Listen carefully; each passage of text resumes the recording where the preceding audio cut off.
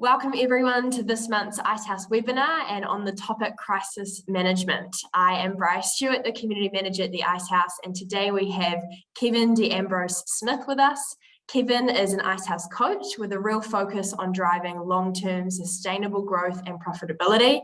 He specialises in sales and marketing strategy and in working with businesses to set really clear and defined business goals. And I'm really looking forward to this conversation. It's extremely topical, crisis management. So thanks, Kevin, for joining us today. Cheers, Brian. Thank you very much for having me. Perfect. Well, I thought let's start with this one. What is crisis management? Yeah, great question. Obviously, the answer to that question is, what is a crisis? So, like for some companies or some individuals, what may seem like a crisis to them is a blip to others. And so it's really important you put it in perspective. And for a lot of people, the real issues are putting food on the table and have they got a roof over their head. Not can they really pay the bills on the 20th, or, oh no, the whole team's got COVID, because hopefully 2 weeks from now, the whole team doesn't have COVID. So, it really is, first of all, what is a crisis? And then putting that into perspective and then making a plan around that. What can you do to improve this situation? So, is it a drop in revenue? You've lost a key supplier. You can't pay your bills on the 20th, and the first question is what is your current situation? Are you in a crisis or you're planning for a crisis? So that's probably the first thing to worry about is, where are you currently sitting? Yeah, what a great answer. I like that. What is crisis management, or what is a crisis? That's really important to bring it back to that. The next question we have here around crisis management is, what is the first thing a business needs to do to get a crisis management strategy in place? Well, it comes back to, where are you currently sitting? If literally you can't pay your bills on the 20th, or you've had a massive customer just about, or has resigned on you, or your stock's stuck overseas, so you can't sell product you don't have, then that's quite an imminent situation you need to deal with. So you've got to really assess, what is my current situation, and then, just then forecast what are scenarios in the future. So the first thing you need to do is take stock of where you are, and most importantly, where do you want to be? That's it. At the moment we've got COVID. We know we'll get better. We just don't know when. So you might say, okay, what is our current situation? Where do we want to be? We will still want to be trading on the 30th of June, 2023. Okay, that's the goal, and always have the goal in mind. Because if you get stuck in the day-to-day, you get dragged down, you lose energy. But if you keep focused on the goal, hey, we're still going to be in business in 2023, you're energized, you've got a dream, you've got a focus, you've got a goal, and then it's just a matter of breaking down what are the small steps to get you there. So always focus on the outcome. That's brilliant. I like that. Have a vision in sight and keep that why and mission in focus. That's great. What positives does a crisis management strategy bring? Confidence comes from preparation. If you're reactive to everything, then sadly you're going to run with probably the first thought. You've got all these thoughts. Where most people go wrong is they have a whole lot of thoughts smashing around in their head. So if I can give you one tip, it's verbalize or write down what are the issues. Because if you've just got 5 or 6 real massive concerns whacking around your head, it feels like there's 100 of them. But when you actually tell someone, or even better, write it down, then suddenly you realize actually there's only 5 or 6 things. And when you look at that list, there's probably only 2 things that really matter. They are the real issues. So, really try, and I always love that you should, talk to someone you trust. There's no point worrying about, hey, can't pay bills on the 20th and then doing nothing. That's not going to solve the problem. If you've got a good relationship with your bank, or even if you haven't, go talk to them. They'll be far happier that you've talked to them and explain the situation before it arises than them suddenly getting all these alerts going off and then coming to find you saying what's going on. Same as a creditor. If you can't pay a bill, deal with that. If you've got staff off sick, how can you help them let them rest, get back to health, get back on board? So, it really is, if you do a strategy it is that confidence that, hey, look, we've planned for this. That's why sports teams do all this training and preparation beforehand, so that when the guy's there or the woman's there, like at the Cricket World Cup, she needs to hit the winning run off the last ball. She's been through that scenario. They've practiced it. She's surrounded by fielders. She's not suddenly thrown in there going, oh my goodness, this is just, look at all these people. So, you've got to work through those scenarios. Once you've practiced it, it becomes a lot easier to execute. Yeah, that's so good. Really practical. Talk to someone in your world, write down what's going on in your head. How good is that practical thought? Too many times everyone has a million, so many thoughts going through our head, but once we write it down, it gets clear. I like that. It's good thoughts. Cool. Nice. Do SMEs have a good grip on crisis management? What a whirlwind the last couple of years have been, eh? Yeah. Some yes, some no. Yeah. And it's one of those things, everyone's got a plan until they get punched in the head, as Mike Tyson said, you think you're on top of things and then you're not. So, but the more you've planned, the better off you are. Some SMEs are really good at it.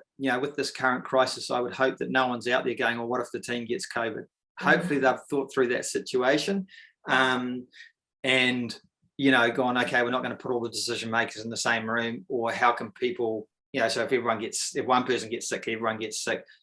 How can we enable people to work from home? What computer do they have at home? Do we have to supply them something? Work through all those. Some have a good grip, some don't. But it really comes down to understand what are the crises you could face, and then having, and keep it simple. Like crisis strategy sounds almost too big. You can probably have it on a one-page sheet. Like, if this happens, if the team gets COVID, they must notify everybody. They must stay isolated until they're clear. All these things that are real, so no one can kind of misunderstand which part of you must isolate, stay home, we'll courier you a laptop, or whatever it is. What are the actions that you're going to take to ensure that that person can keep operating and the business can keep running? So, some have a good grip, some don't, but you don't need a crystal ball to deal with COVID. It's here. It's more like, what is your plan? Because it's not a case of if you'll get COVID, it's probably when. So, SMEs should have a grip on that. Yeah, totally. And like you said, keep it simple. I think sometimes this word crisis management can scare people, like, oh, this is a massive 20-page document, or, massive meetings with my team. Keep it simple. One pager in some circumstances is all you need. Great. Yeah. Are SMEs at a disadvantage when it comes to crisis management planning compared to larger, more corporate organizations? Yes and no. Yes, when it comes to resource, because, you don't have people to execute. But I would say you're probably in an advantage because the decision makers have their, feet on the ground. Yeah. They're at the cold face, they're dealing with clients, they know what's going on. So it's actually easier to know what you're dealing with. Where in big corporations, quite often, the people making decisions, management, have no idea actually how the customers are feeling or what's happening on the ground as far as, how the sales reps finding business. So, yes, you have some disadvantages as far as scale, but it's quick to implement too. As an SME, especially if you're nimble, hey, look, something happened today, we know what we're doing, by tomorrow it's in place. For a big organization with hundreds of staff, that's impossible. So. Yeah, that's gold. Awesome. No one saw, great question coming. No one saw COVID coming. So how can business plan for a crisis if they don't know what's coming around the corner? Okay. Well, I kind of, disagree in that most crises can be foreseen. You might know what the crisis is, but the outcomes of that crisis. So, it can be the loss of a key supplier, the loss of a key client, new entrant entering your market, it can be cash flow, whatever it is. But a lot of those things, and like if you live in Christchurch or anywhere in New Zealand, if you're haven't planned for what happens if there's an earthquake or what happens if there's flooding, those scenarios are going to happen to someone sometime in the next 12 months. I don't need a crystal ball to predict that. It's sadly a reality. Someone will get hit with flooding. Hopefully we don't get another earthquake, but it's not out of the realms of possibility. So, you can plan for those things, and so, whether it's called COVID or something else, maybe there will be another sickness comes through that's massive, or another version of COVID. So it really is like, what can you do? So whether it's an earthquake, flooding, COVID, or say something happens to your business, can you relocate and operate from somewhere else? That's just a case of having cloud-based systems as opposed to everything on one desktop. A lot of those things are easy to organize, but you've just got to think through, well, if this happened, where would we go?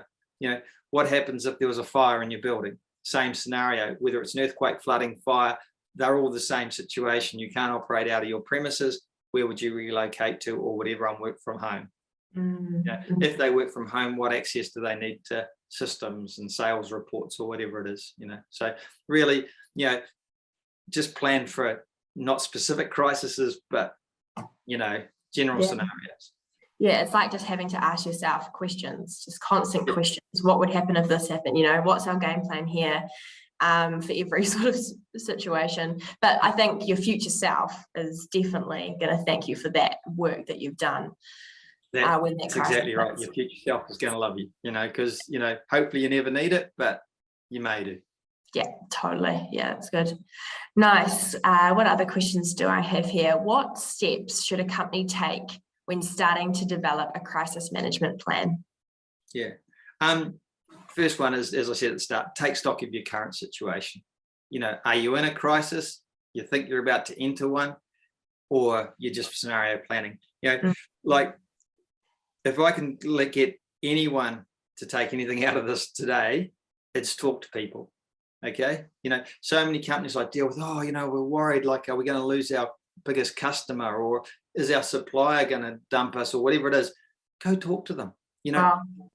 That's it. Deal with facts, not thoughts. So much that rattles your brain, and you think, these guys, I think they've got cash flow issues. They're not going to pay us. If they don't pay us, they're our biggest customer. What if they go under? Go talk to them. And most people are open and honest enough. You go, hey, look, I've got a bit nervous here. Like, what's happening? And they go, we have got some cash flow issues. It's been a bit publicized, or you might hurt you. Hey, well, can we do a payment plan? Great. Yep. Now at least I know I'm getting 50%, of this bill over 2 months, or 30% over 3 months, or whatever it is. At least you've got confidence. You're dealing with facts. Then you can go and talk to your bank. Say, hey, look, we've just had one of our main customers has said they've got some issues with paying us, but this is the plan. The bank's going to love you. They will truly respect that you came to them, told them your situation well in advance, discussed what you've arranged, and put a plan in place. If it doesn't come off, it's more that you had the plan, is what the bank will love, that you tried to deal with the situation. So, just really understand what are the facts. Talk to people, find someone you trust. People like me, I've been through the GFC, I've been around, I've been in that situation where everything just seems to be turning to dust. It's like, whoa, didn't see that. Oh my goodness, how come? But it's going to get better. So just plan to make sure you're there when it does get better. You can't, if you're in tourism at the moment, you can't magic, tourists into New Zealand.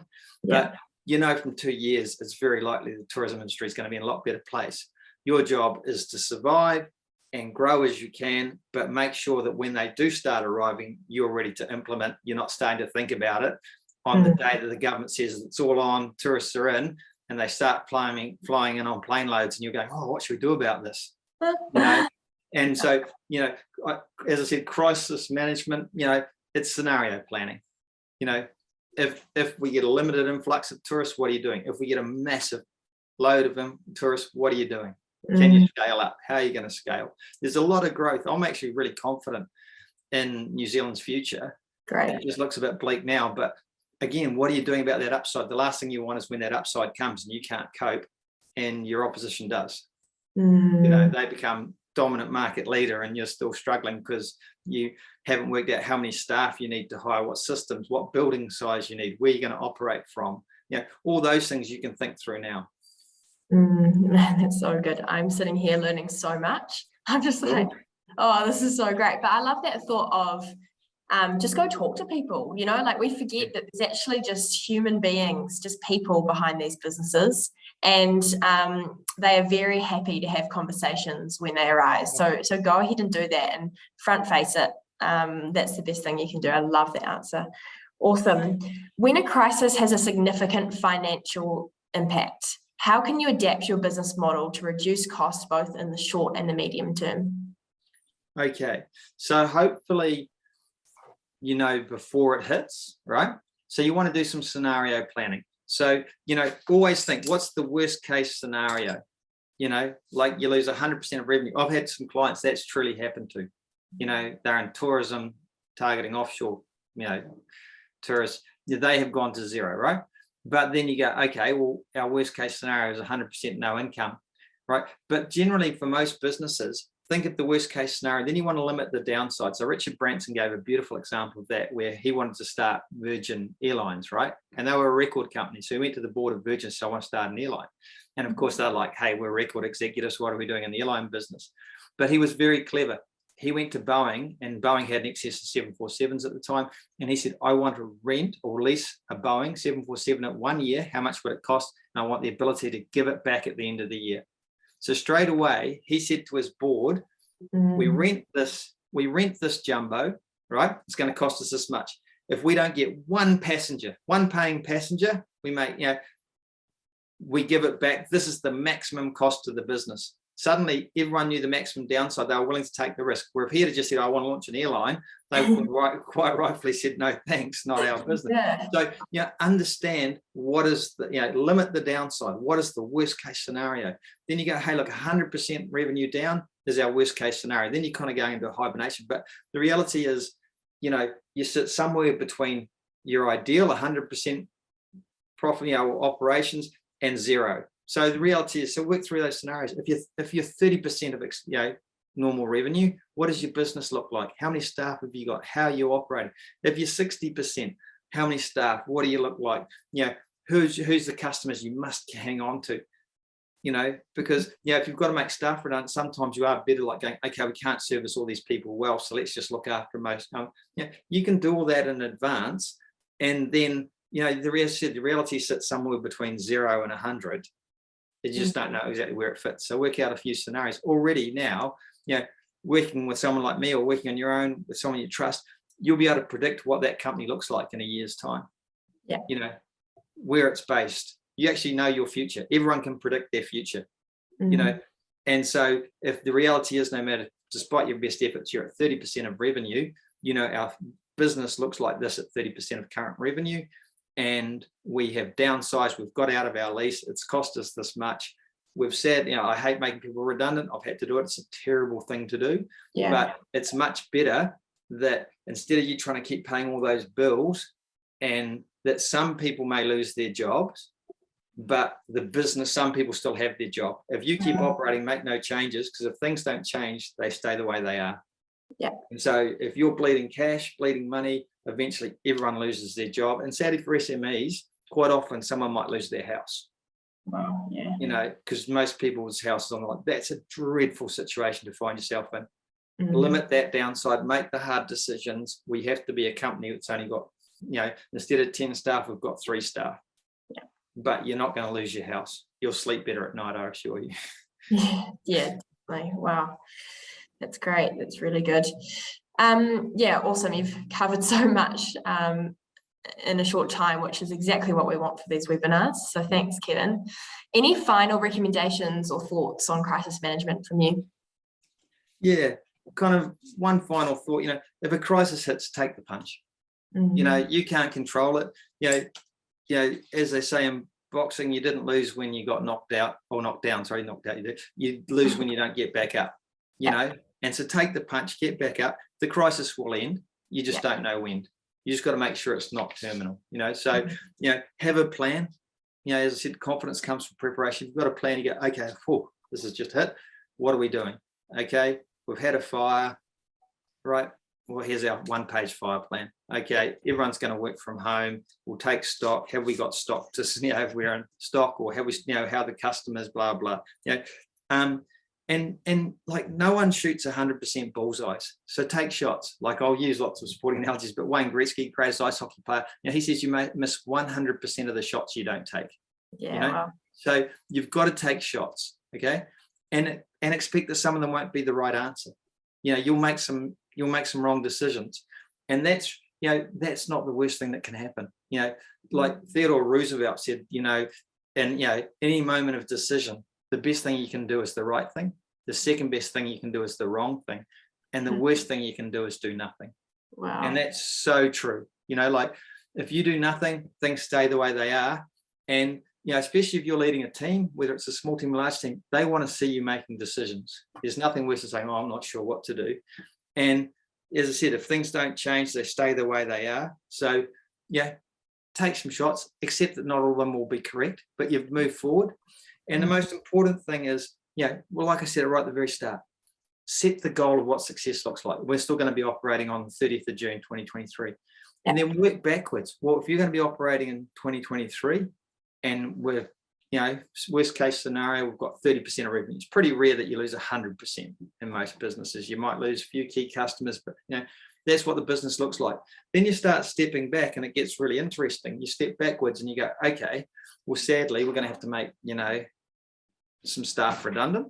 Who are the people we have to keep? Who are the people, sadly, that we can remove? We have to get out of our lease because we can't afford a building this size. So that we've got to know when does our lease expire? Do we buy out of it?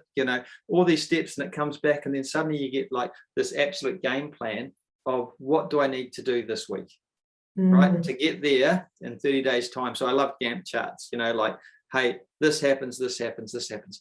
And then Warren Buffett, I love, he says, always have a things to do list of 1 or 2 items. And you think, how's that possible? But if you really step out all those steps into daily things, suddenly, hey, today for our crisis management plan, I have to do this. I have to talk to my 2 most important customers, find out where they're at, instead of sweating and, is that them? And what am I reading in the paper about the economy? And, how are they finding it? Sometimes those calls are great because they go, oh man, everyone loves the how's business call. Just ring up, how's business? Is it, great, and you're like, oh, here was me thinking, and everything's an opportunity too. Like one of my clients from the Icehouse, they, we'd set some pretty audacious goals for their business and we were tracking really well until mid-March last year. And the client rang me up and I could tell he was a bit down. I said to him, oh, what's up? You sound down. He goes, oh, I am, like he's in a solvent business, right? And he's saying, oh, there's no paint in the country. There's no, and he supplies panel beaters and boat builders. There's no paint. No one can do repairs. I've got no business. And then I was like, great news. And he's like, what do you mean great news? I said, that's fabulous. The best time to reach out to customers is when you can't sell them anything. The key to selling and success is to build relationships. Most people only contact customers when they want to sell them something, right? Well, if you ring out and they know they can't buy anything from you, you can't sell them, and you ring up and go, hey, how's business? Must be tough. Panel beating shop might have 10 guys standing around. So the guy's paying 10 guys to stand around and do nothing. That must be tough. Oh, yeah. Show that solidarity. I just want to ring up and see how you're getting on. Build that relationship. And then I said to him, well, what happens when paint all comes back into the country and supply issues are fixed? Those guys are working massive shifts overtime. And you can guarantee at 10:30 on a Tuesdays, the time when someone runs out of solvent, they're all working night shifts, can't operate. So then you say, hey, we'll call by, just make sure you're topped up, no issues, you keep operating. So, and we won lots of business that way, so don't look at everything as a smack in the face. Just look, hey, just not this way. You still know where the goal is. Operating by June 2023. Thought that was an option, smacked in the face. It's not, let's go around. But make sure you get it. Find the opportunity. It's great. Thank you so much, Kevin. Just so much gold in that conversation. And this isn't just a resource for COVID times in terms of crisis. This is an incredible resource for any form of crisis management. So I know it's going to live on the Icehouse, platforms forever, because it's just a really great piece of content. So I really appreciate your time in the conversation. My pleasure. Thank you for having me.